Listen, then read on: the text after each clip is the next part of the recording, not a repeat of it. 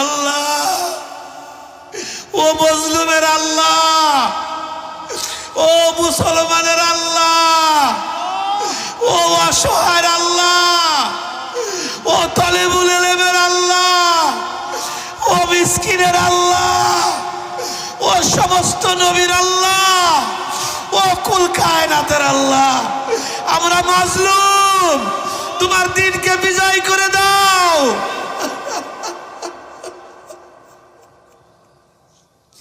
কবুল করে দাও, আজকের মজলিস কবুল করে দাও।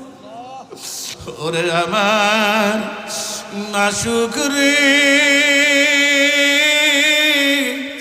ওরে আমার মাওলা রে,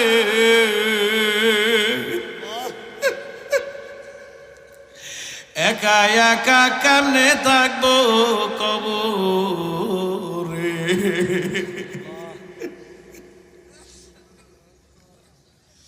ওরে আমার দরদের মাওলা, তোমার কুদরতি নজর দিয়ে তুমি তাকাও। তোমার কত মাহবুব বান্দারা, শুরু দিয়ে মাহফিলটা কেন যেন এলোমেলো মনে হইতেছিল। আমার মনে হয় পুরাটা মাহফিল এখন কবুল হইয়া যাইতেছে। কেন তোমার বান্দাদের চোখ দিয়া বৃষ্টির মতো পানি গুলি টপ টপ টপ টপ করিয়া পড়ে। মাওলা, কার চোখ দিয়ে পানি ঝরে যদি জিজ্ঞাসা করি, ভাই তোমার কি ব্যথা, তুমি কান্দো কেন? অনেকেই বলবে হুজুর আপনি মার কথা বলছেন, আমার মা নাই। অনেকেই বলবে হুজুর আপনি বাবার কথা বলছেন, আমার বাবা নাই। অনেকেই বলবে হুজুর আমার কলিজার টুকরা সন্তান নাই। ওরে আমার মালিক রে, এই মাদ্রাসার পাশেই কবর, কে কলিজার টুকরা রে কবর দিয়া, কে মাকে কবর দিয়া, বাবারে কবর দিয়া এই মাহফিলের মধ্যে ইতিম হয়ে বইল। ওলা রে, এদের দোয়াকে তুমি ফেরত দিও না।